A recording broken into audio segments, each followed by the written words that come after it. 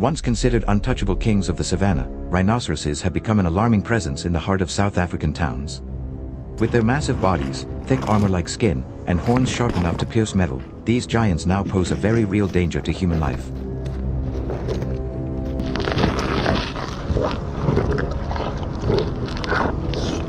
Driven by food scarcity and habitat loss, rhinos have begun wandering far from their natural territory, storming into populated areas in search of survival. What was once a rare sighting has turned into a terrifying pattern: vehicles overturned, fences smashed, and entire neighborhoods paralyzed with fear as these powerful beasts charge through city streets.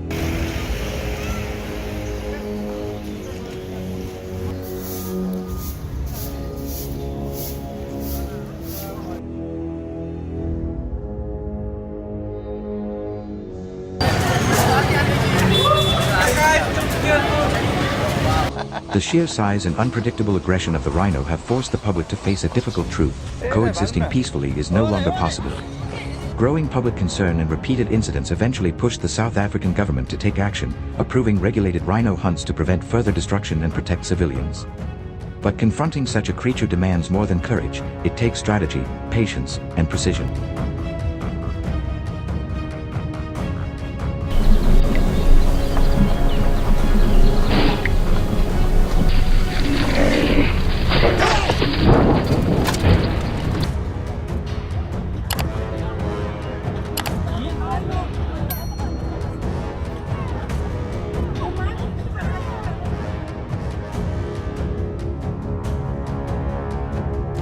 So what exactly does it take to outsmart a 5,000-pound powerhouse in the wild?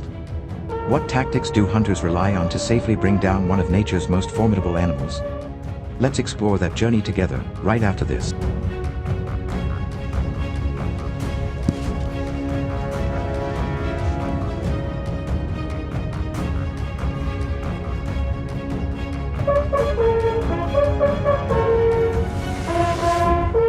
When we first set foot in South Africa for a rhino hunt, we quickly realized this wasn't just about skill, it was about legality, conservation, and moral responsibility. Unlike in many countries, you can't simply show up with a rifle and track a rhino. The process begins months in advance with the acquisition of government-issued permits, including the internationally recognized CITES documentation, which controls the export of animal parts like horns.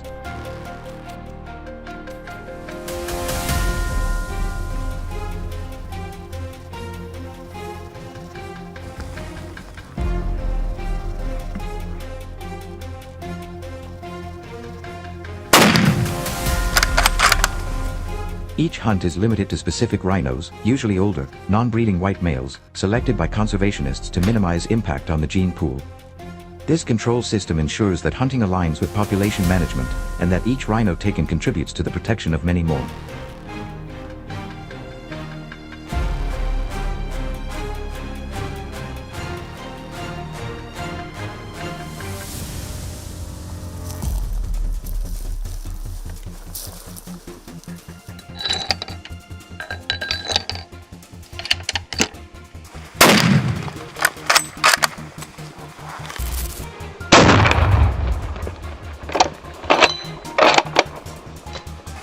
Good.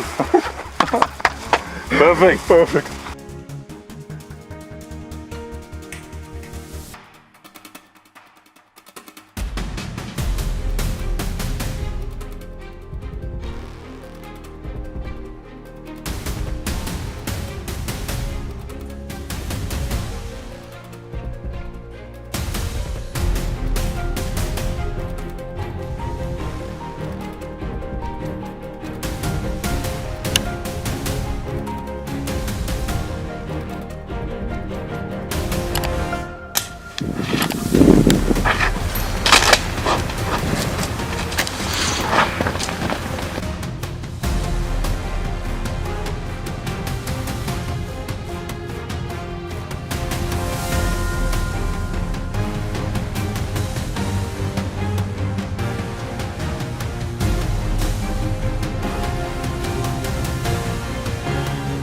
Before heading into the field, we were required to attend safety briefings and firearm checks organized by the professional hunting outfit.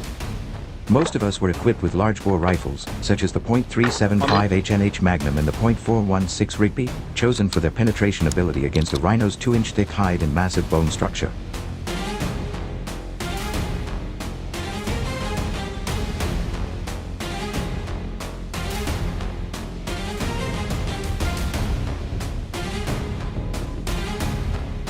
We practiced shot placement religiously, aiming for the heart-lung area just behind the front shoulder, because anything less than a vital shot could lead to hours of dangerous tracking. Our guide emphasized that ethical hunting means taking only clean shots, and in rhino hunting, that means getting close, often within 30 to 50 yards, for the most humane result.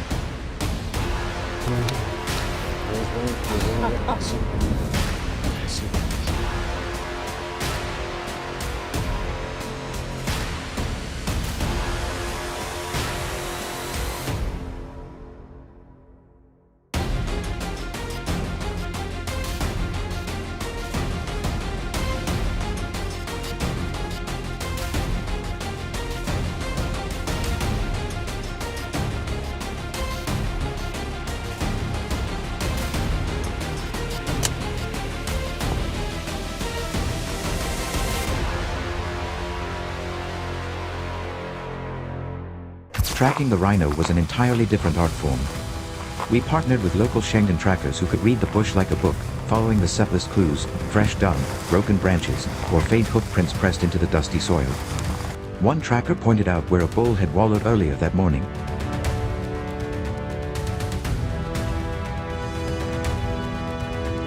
After 4 hours of slow, methodical movement, we finally spotted the rhino partially obscured by thorn bush.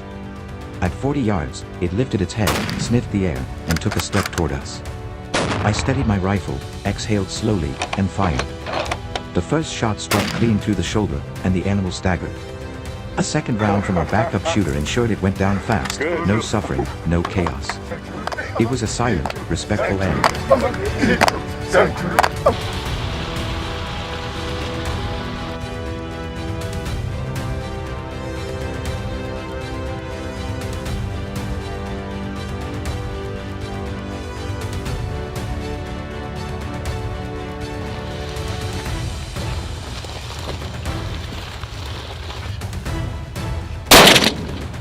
Shoot again, shoot again, shoot again.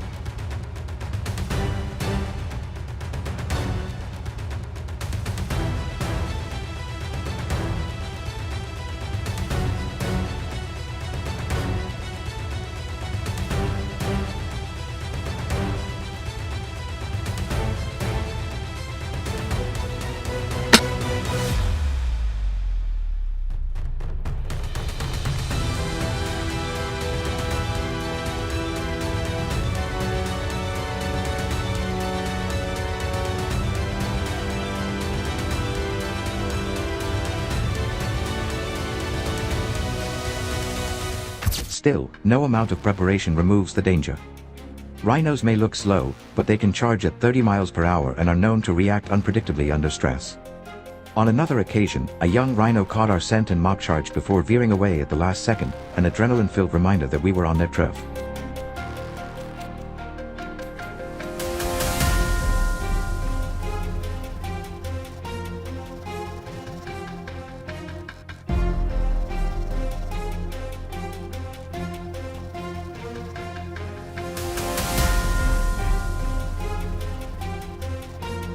Even experienced hunters admit that rhino behavior is hard to predict, especially in thick bushveld where visibility drops. And let's not forget the emotional weight. Facing a creature so iconic, knowing its global conservation status, demands a mindset far removed from ordinary trophy hunting.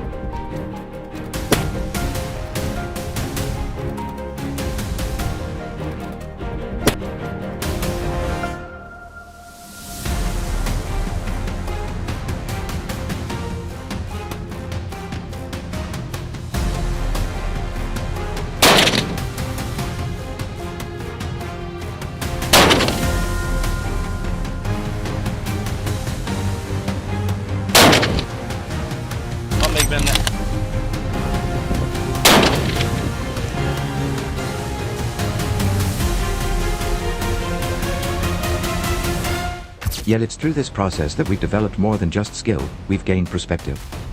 Every licensed hunt funds ranger salaries, buys anti-poaching drones, and supports veterinary services for orphaned calves. In 2022 alone, trophy hunting in South Africa generated over $250 million, with a significant portion allocated to wildlife preservation.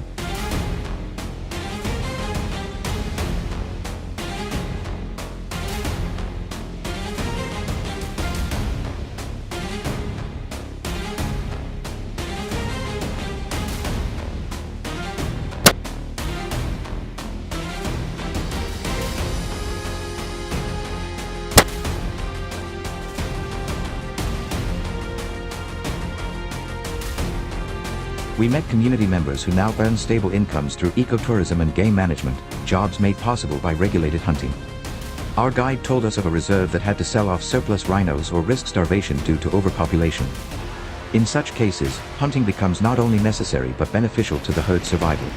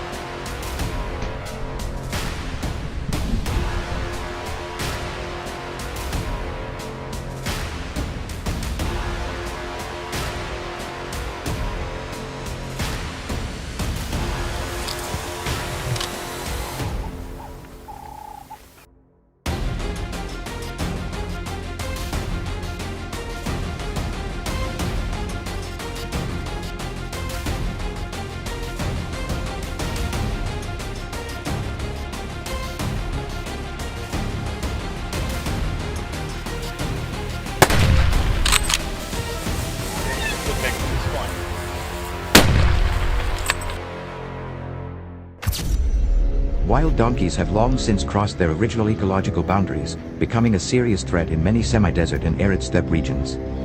With their rapid reproduction and high adaptability, they not only compete fiercely with native livestock for water and food, but also destroy natural vegetation, causing soil erosion and imbalance in the native ecosystem.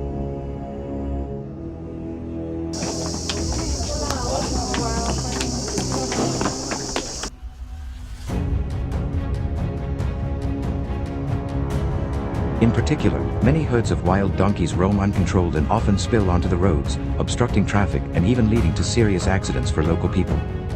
Given the damage to the environment, agriculture, and traffic safety, hunting wild donkeys with guns has become a necessary measure to control the population, reduce ecological pressure, and protect people's livelihoods.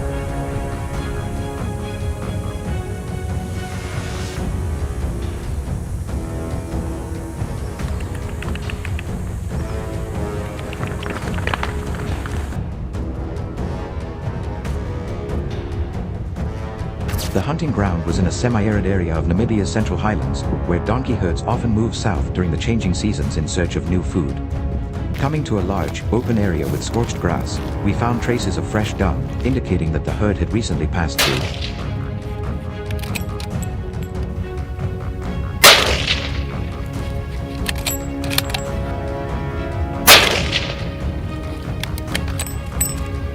I had brought my Winchester Model 70, 308 Win, a highly accurate rifle, well suited to long-range shooting at moving targets.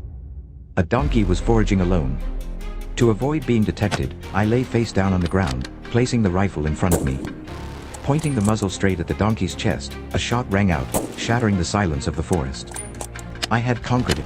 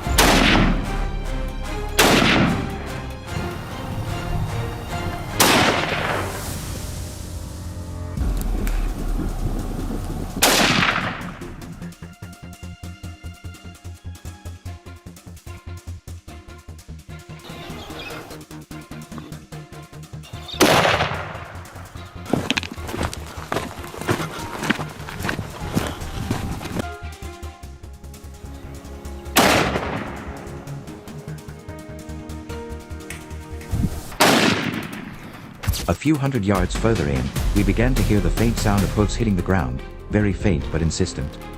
On a gentle rise, I knelt down and trained my scope on the sound. And then there they were, a herd of about 8 wild donkeys, nibbling on some low brush on the edge of the mountainside.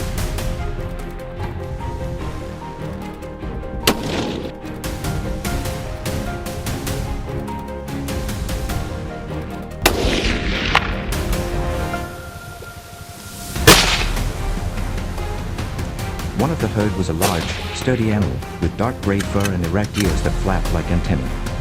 It was the leader, usually the one to move ahead and react first when it sensed danger. I decided to stick close to its path, because if the leader fell, the entire herd would panic and split apart.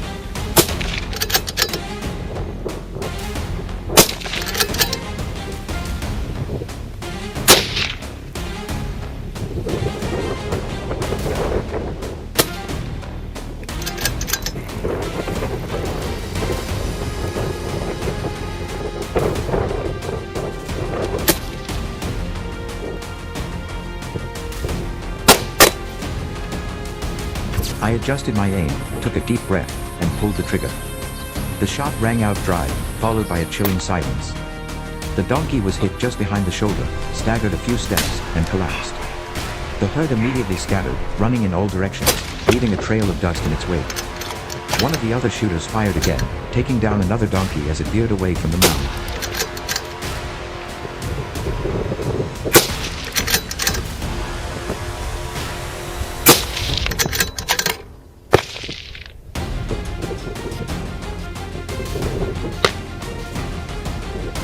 Do you think this is an effective way to control the encroaching wild donkeys? Leave your thoughts in the comments below so we can hear from you. Don't forget to like and subscribe to the channel so you don't miss out on any more exciting content.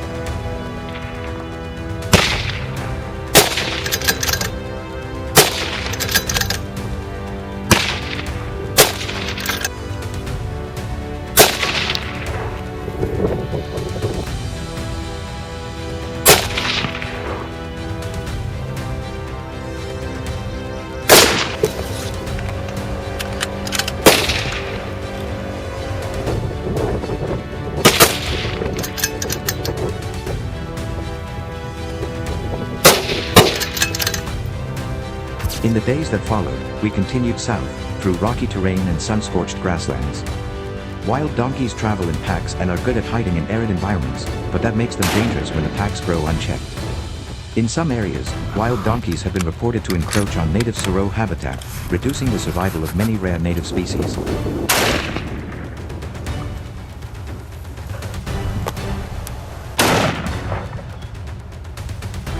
I see. Far Will. Marky's just out, gonna go just.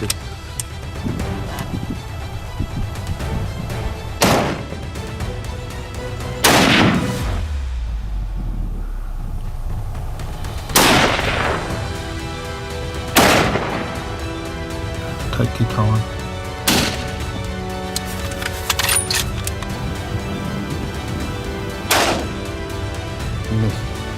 Maybe we should take these two to start.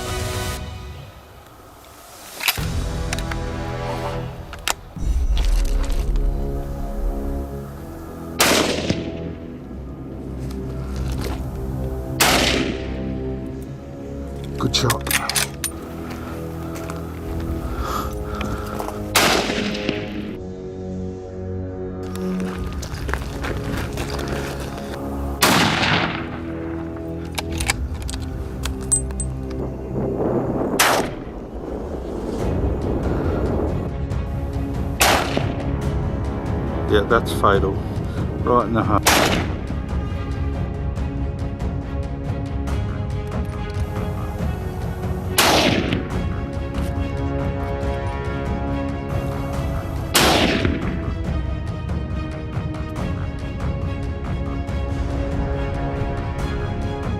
The African sun poured down on the dry savanna, where a herd of wild donkeys grazed silently among the sparse thorn bushes. The hunter hid in the dense acacia bushes, holding his rifle tightly in his hand, his eyes following the leader with his large stature and high-eared perch. A light wind blew by, stirring up dust, obscuring the hunter's slow movements as he approached the ideal shooting spot.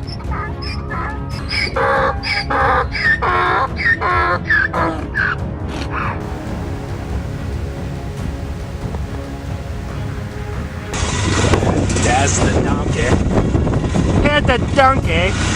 Only about 60 meters away, he stopped, held his breath, and put his hand on the trigger. A loud bang rang out, and the donkeys scattered in panic in the dust. The leader, hit by the bullet, staggered a few steps and fell, its forehooves kicking up amid angry and wild screams. The scene was both fierce and depicted the harshness of life in a land where humans and nature are always in an uncompromising confrontation.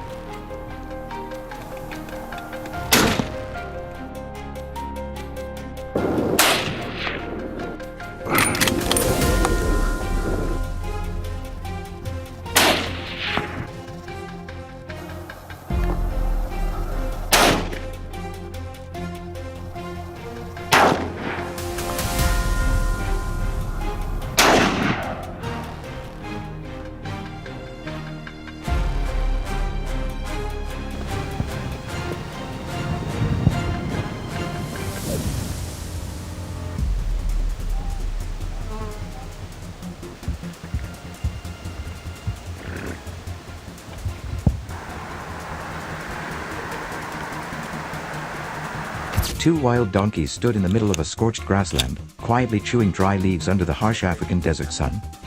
A gentle wind slanted along the slope, which was favorable for not carrying the scent of humans. The two donkeys moved side by side, each step cautiously, but they clearly did not sense the lurking danger.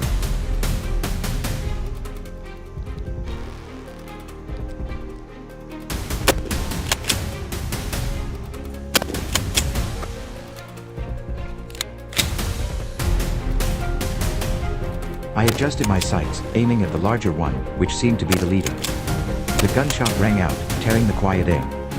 It collapsed immediately, its legs twitching in the dust. The remaining donkey panicked and turned to run, but only managed to run a few dozen meters before the second bullet hit its shoulder, causing it to collapse with a long, terrified neigh. The ambush took place in just a few dozen seconds, fast, clean, and decisive.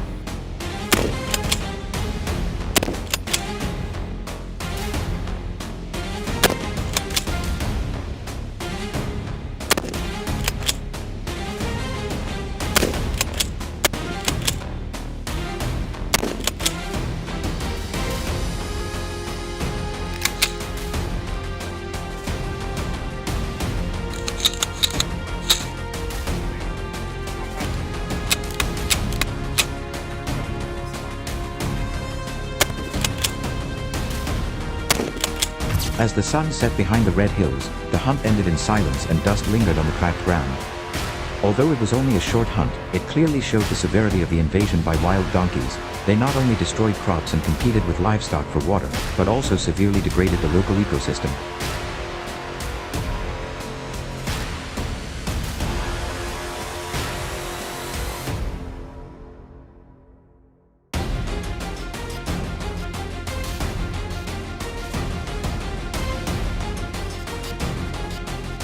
Using rifles to control the population is not simply an act of hunting, but part of an effort to protect the land and the ecological balance. However, donkeys are not dangerous animals, so hunting must be strictly controlled to not affect the natural ecosystem.